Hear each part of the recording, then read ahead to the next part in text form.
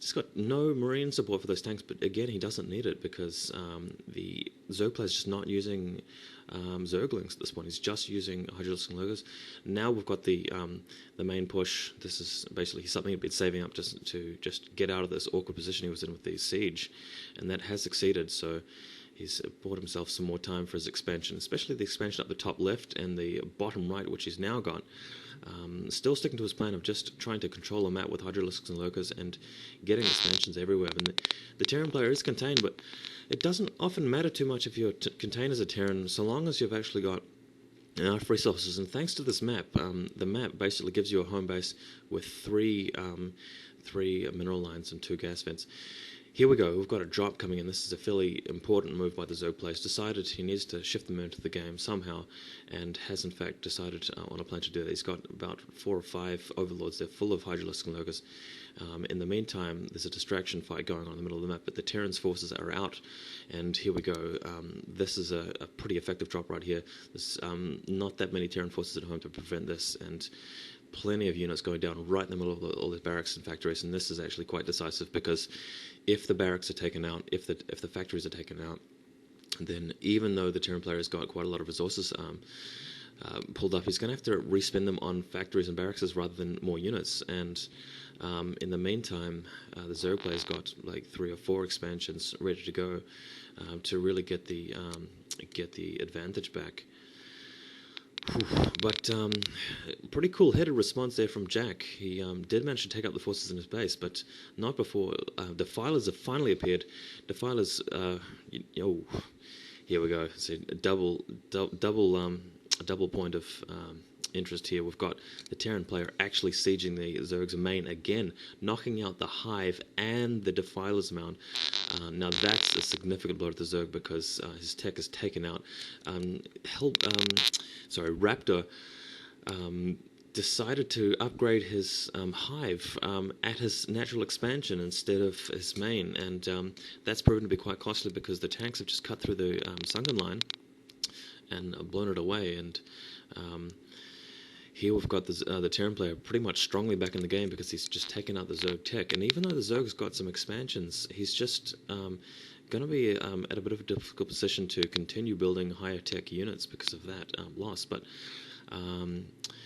the other point is that he's been taking out the Terran's base as well, and the Terran's actually been losing his front defense.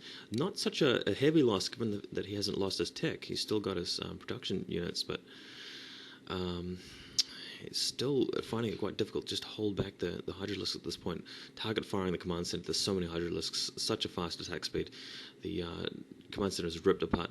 Once again, just reminding people that I've got this replay in 2x speed, just because it's a long replay, and that's why everything's happening so quickly. Obviously, in a normal game, you wouldn't be watching things happen that fast. So, just trying to keep things up. I like to keep things quite fast-paced. Here we've got the main Terran attack force out in the field, knocking out an expansion in the top left, and this is really good to keep up the momentum. But he didn't actually take out the Zerg main, and that's where the at least the evolution chambers are upgrading the Zerg units. I believe the Zerg is actually heading upgrades at this point. Now we've got the main Terran attack force moving up, but the Zerg players actually set up a little bit of an ambush for him. Not very effective though, because he only left 1 lurker there, easily taken out with a scan sweep. Just bear in mind that, quite importantly, that the Terran player has been having to lift off his command centers, the 2 ones at the front of his choke, and those had scanners on them, so he's just restricted to the single scanner at his main, and that really puts a heavy limitation on the amount of scanning they can do.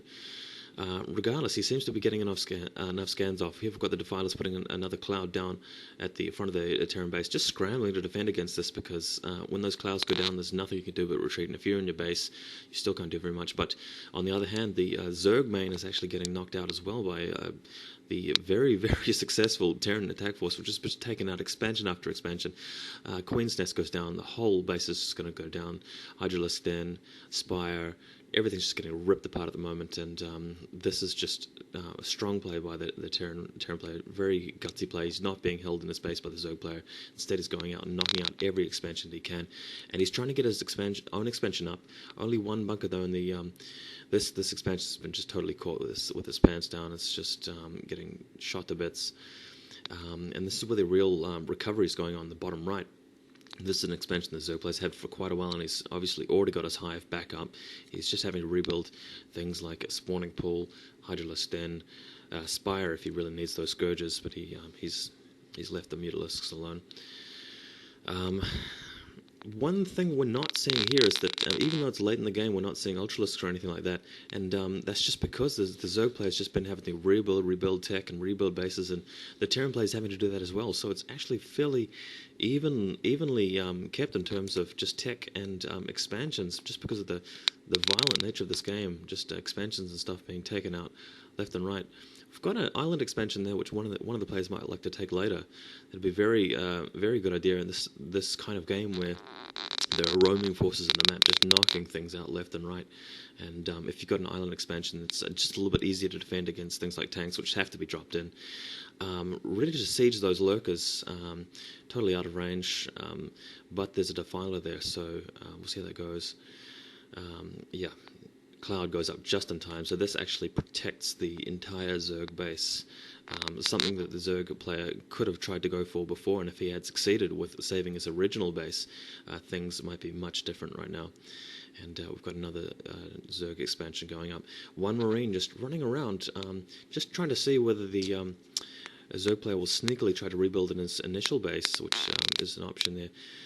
You might have noticed the Overlords have got... one Overlord has a lurker and the other one has a defiler. We want to watch out for that because these clouds are just making it really hard for the tanks and so on. Here it is. This is a great move here. Lurker goes underneath the cloud. Defiler puts the cloud down. Tries to run beneath the cloud, but gets sniped by the tank when he moves out of it. Just a bit careless there. But that's prevented the entire mining operation of the Terran.